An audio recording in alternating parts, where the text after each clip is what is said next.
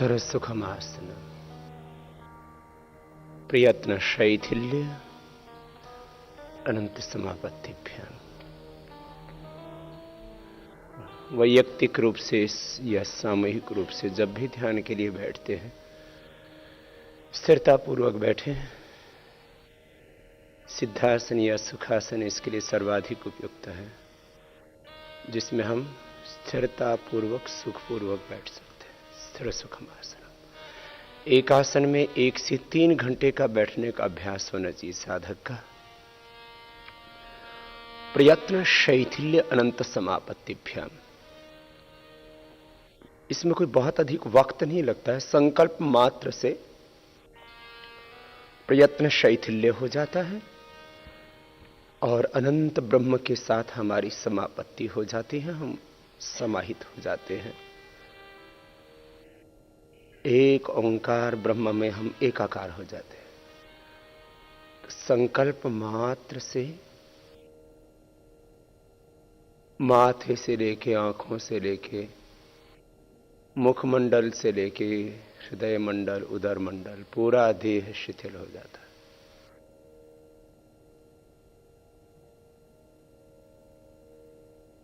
बिना संकल्प के मैंने देखा है सामान्यतः सभी लोगों में किसी न किसी स्तर पर तनाव होता है। शरीर के स्तर पर, इंद्रियों के स्तर पर, किसी के हाथों में, किसी के पैरों में, कर्मेंद्रियों के स्तर पर, पाणिपाद पायुपस्थ, वाक, नेत्र श्रोत्र घ्राण, त्वचा, रसना, किसी भी इंद्रिय के स्तर पर कोई तनाव नहीं, कोई आकर्षण नहीं, सहज हो गए। प्रयत्न को शिथिल कर दिया, अन्यथा एक तनाव रहता है।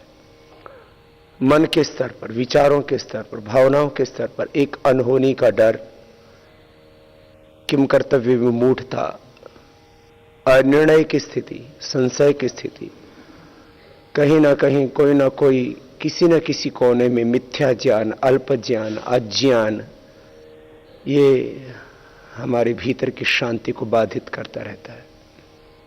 साधक की स्थिति ऐसी होनी चाहिए, एक क्षण के लिए भी उसके चित्त में किसी भी तरह का कोई विक्षेप ना आए। एक क्षण के लिए भी साधक के चित्त में कोई अशुभ ना आए। एक क्षण के लिए भी चित्त में कोई दुख न आए। अथ त्रिविध दुख अत्यंत निवृत्ति, अत्यंत पुरुषार्थ।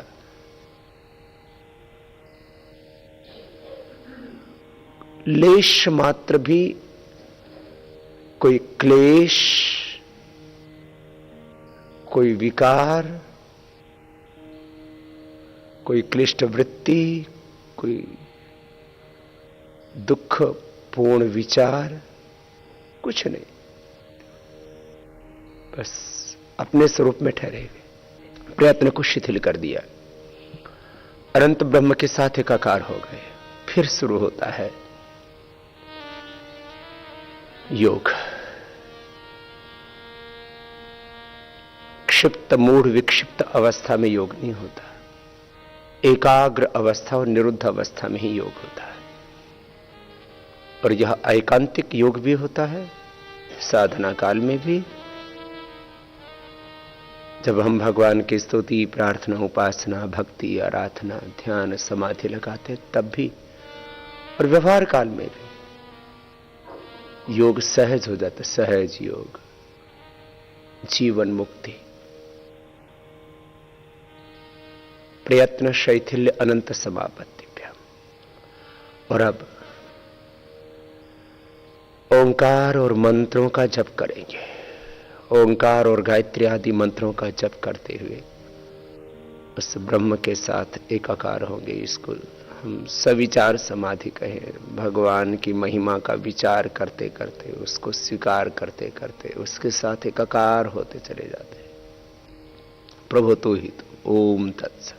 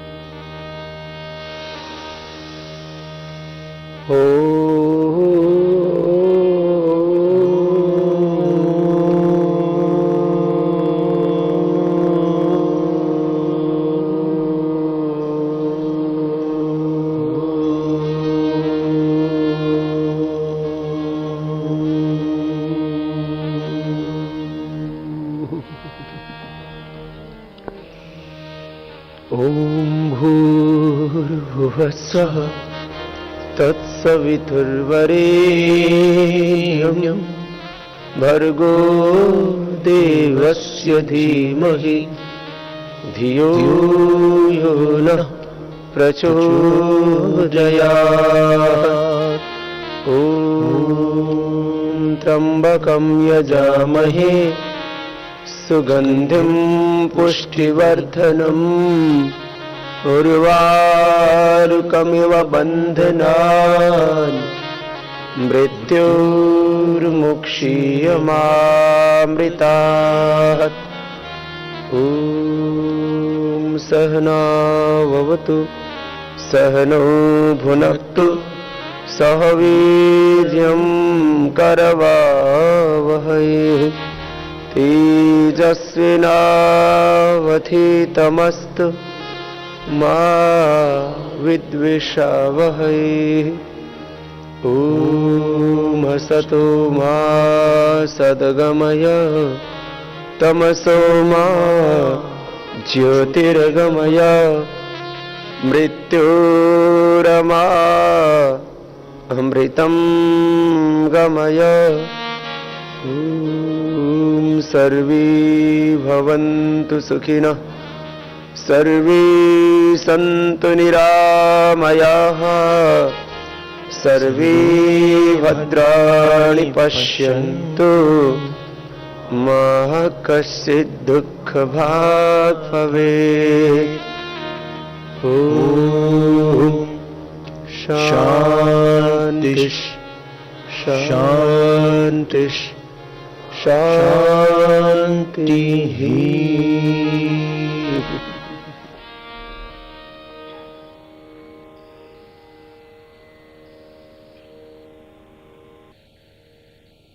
एक क्षण में भी ध्यान लग जाता है। प्रारंभ में कुछ प्रयत्न भी करना पड़ता है, क्योंकि सबके भीतर स्वीकार्यता एक जैसी नहीं होती। यदि एक जैसी श्रद्धा, एक जैसी भक्ति, एक ही जैसा विश्वास, एक ही जैसा कृतज्ञता का भाव सबके भीतर हो, तो एक क्षण में ही संकल्प मात्र से भगवान में अवस्थित हो जाते हैं। ये बोल करके जप करना, अलग अलग प्रकार के अनुष्ठान करना, ये अपने मन को केंद्रित करने के उपाय मात्र है। हमने संकल्प किया और हम ब्रह्म के साथ एकाकार हो गए। वो तो सदा ही प्रभु हम में है।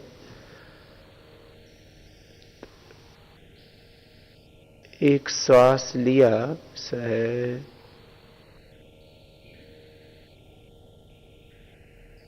तस्य वाचकः प्रणवः तज्जपस्तदर्थ भावनम। और ओंकार ब्रह्म में हम एकाकार हो जाते हैं।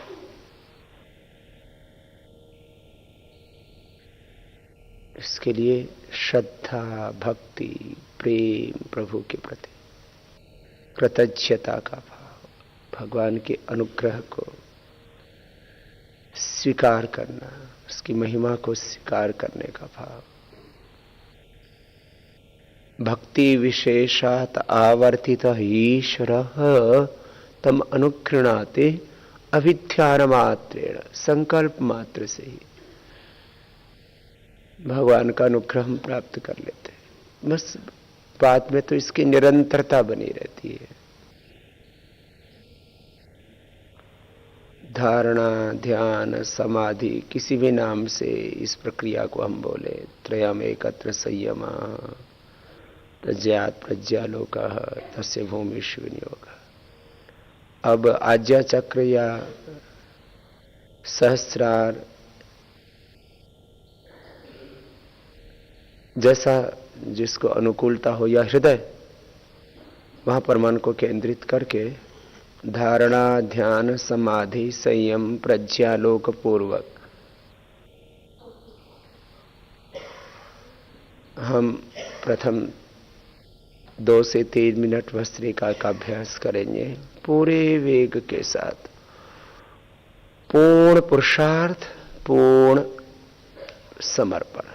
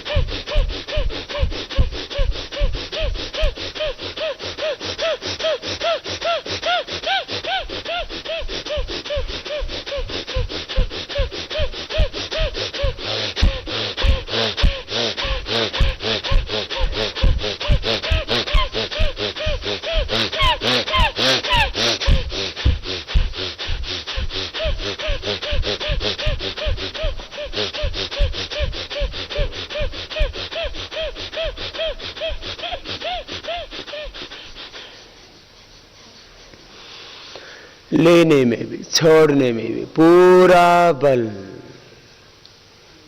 रत्ती भर भी अपने सामर्थ्य को बचा के नहीं रखना, रत्ती भर भी अपने आपे को बचा के नहीं रखना। पुरुषार्थ की पराकाष्ठा, प्रार्थना की पराकाष्ठा, भक्ति, समर्पण का, प्रभु के प्रति प्रेम का अतिरेक। प्रभु तेरी शरण।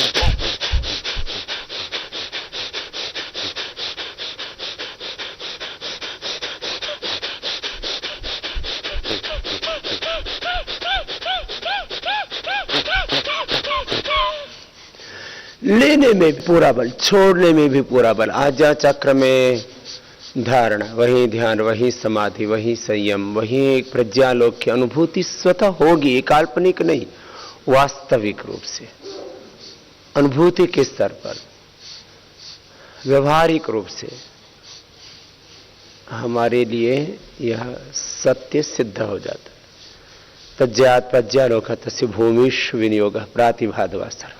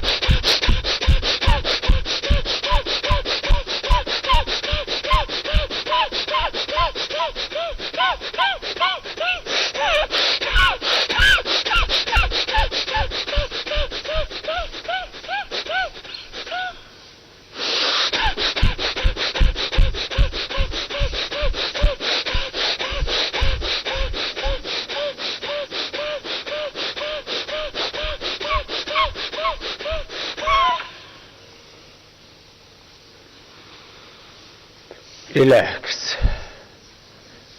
शांत। मैंने कहा था 3 मिनट तो बहुत अधिक समय हो गया इसके लिए। बाह्य अनुभूति यह होगी, शांत हो जाएंगे सब। बाह्य अनुभूति यह होगी कि पसीना चूने लगता है माथे से लेकर के पूरे शरीर में। ये तो उस ऊर्जा की बाह्य अभिव्यक्ति है। आंतरिक रूप से एक एक कोशिका में, एक एक कोशिका में सर्वद्वारेषु देहस्मिन् प्रकाशः उपजायते। शरीर, इंद्रियां, मन सभी सदोष है, प्राण निर्दोष है। और प्राण की शक्ति जब पूरी वेग के साथ प्रकट होती है तो पूरा प्रकाश होता है। और ततक्षीयते प्रकाशावरण, और जो आवरण है सत्य कामनृता पिधाना हिरणमयेन पात्रेण सत्यस्यापि तम मुखम तत्तम पुषण अपावरण सत्य धर्माय दृष्टि। आज्ञा चक्र में एक अजस्र ज्योति और उससे अंतः प्रज्ञा प्रकाशित होती। मैंने स्वयं आपके साथ ही किया है। माथे से लेकर के पूरे शरीर में पसीना चू रहा है। ये तो मैंने कहा बाह्य अभिव्यक्ति है। आंतरिक जो अनुभूति है वह इससे भी बहुत गहरी है। अब दूसरी प्रक्रिया, 5 मिनट तक नॉन स्टॉप, एक क्षण के लिए भी विश्राम नहीं लेना। जो थोड़े कमजोर हैं, ये उच्च रक्तचाप, हृदय रोग, कमर के दर्द के रोगियों के लिए नहीं है। रोगी हैं वो धीरे धीरे करें, 1 सेकेंड 1 स्टॉप, शेष पूरे वेग से। 1 मिनट में लगभग 200 बार होगा। 5 मिनट से पहले किसी को रुकना नहीं। हर श्वास की ध्वनि से ओंकार प्रतिध्वनित होगा। और ओम खम ब्रह्म की, ओम सर्वम खलो इदम ब्रह्म की, ओम प्रतिष्ठा की, ओम ब्रह्मेविदम अमृतम पुरस्तात् ब्रह्म पश्चात ब्रह्म दक्षिणतश्च उत्तरेण अधश्च ऊर्ध्वं च प्रसृतम ब्रह्मेविदम विश्वम इदम वरिष्ठम की अनुभूति होगी। तस्य वाचक प्रणव तज्जपस तदर्थ भावनम हमारे भीतर घटित होगा। शास्त्र का सत्य, उसको हम आत्मसात करेंगे। लय के साथ प्रचर्धन विधारणाभ्याम वा प्राणस्य, इसको कहें या तपस स्वाध्याय ईश्वर प्रधानानि क्रिया योग समाधि भावनार्थ क्लेश तनुकरार्थ से अनुभूति होगी। इन तीनों सूत्रों में जिस सत्य की अभिव्यक्ति दी है महर्षि पतंजलि ने, हम उसको अनुभव करें।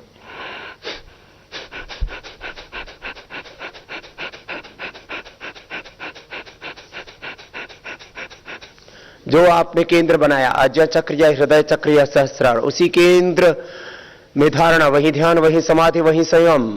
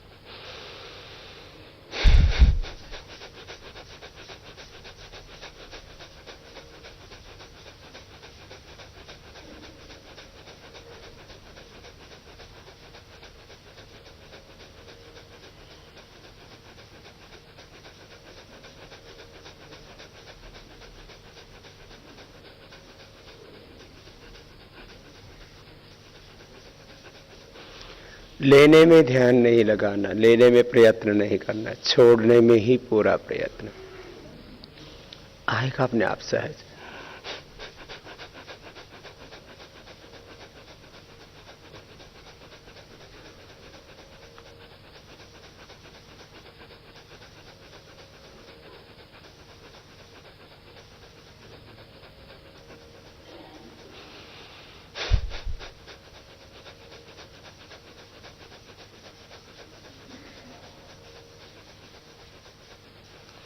श्वास की कोई ध्वनि नहीं होगी,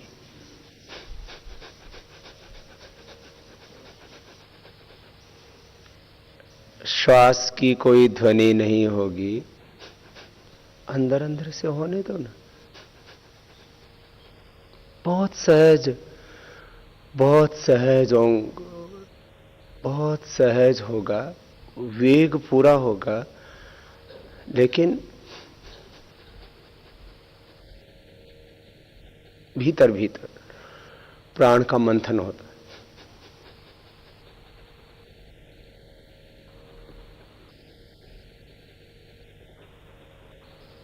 अत्यंत वेगपूर्वक और सूक्ष्मता में चले जाते।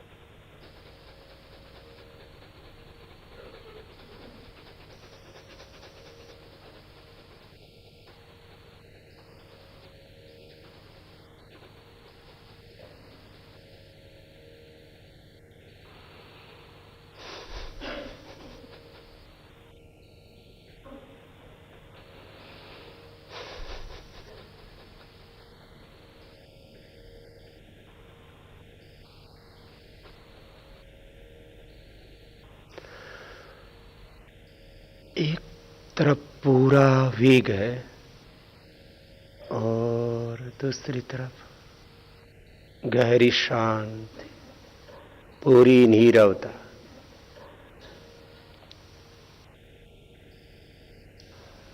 अब दोनों उपायों में से कोई भी उपाय का आलंबन ले सकते हैं। दीर्घ सूक्ष्म श्वासों का आलंबन अथवा प्रच्छर्दन विधारणाभ्याम वा प्राणस्य। परिदृष्टः दीर्घ सूक्ष्म प्रच्छर्दन विधारणाभ्याम वा प्राणस्य। जैसे हमारे भीतर की मांग हो, सबकी एक जैसी स्थिति नहीं होगी, एक जैसी प्रकृति भी नहीं होती है शरीर की। सूक्ष्मता में प्रवेश कर जाते हैं दोनों ही उपाय, अपने ही अधिष्ठान में पूर्ण शांति, पूर्ण तृप्ति, तदा दृष्टुः स्वरूपी अवस्थान।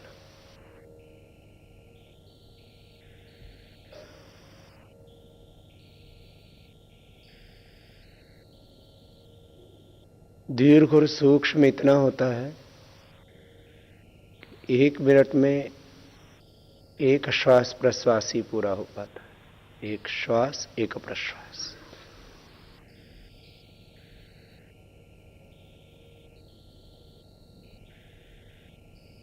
फिर इसके आगे जो कुछ घटित होता है वो अनिर्वचनीय है, माने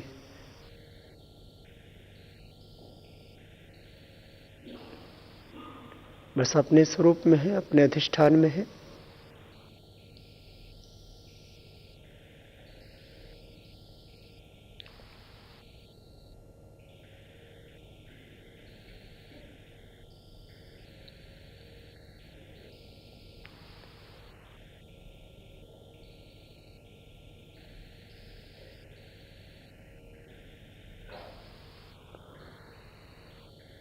जैसे आपके भीतर से संकल्प उठे, या तो दीर्घ और सूक्ष्म श्वासों का आलंबन लें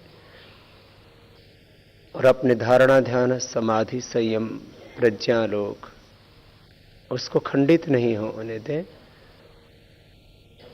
और उसी में फिर आगे प्रवेश करते जाए और आगे प्रवेश करते जाए और ऊर्ध्वोत्क्रमण करते जाए, ऊर्ध्वारोहण करते जाए, अपलिफ्ट होते जाए। तो दीर्घ सूक्ष्म आलंबन या कपालभाति के रूप में भी इतना सूक्ष्म आलंबन होता है और उसके द्वारा भीतर प्राणों में गहरा मंथन होता है। तो दोनों में से जिसको जो उपयुक्त लगे उसी का अभ्यास कीजिए, निरंतरता के साथ, पूर्ण मौन और नीरवता के साथ।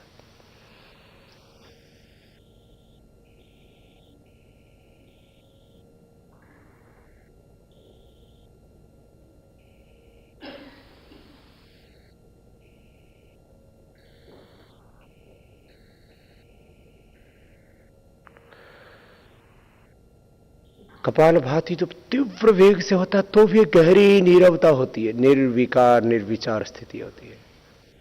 और प्राणों का दीर्घ और सूक्ष्म आलंबन लेते हैं, उसमें भी गहरी नीरवता होती है, संकल्प मात्र से ही। इसलिए मैं बार बार कह रहा हूं, प्राण साधना, संकल्प साधना, संकल्प समाधि, सविचार समाधि, निर्विचार समाधि, यह हमारे लिए फिर सहज सिद्ध होती है।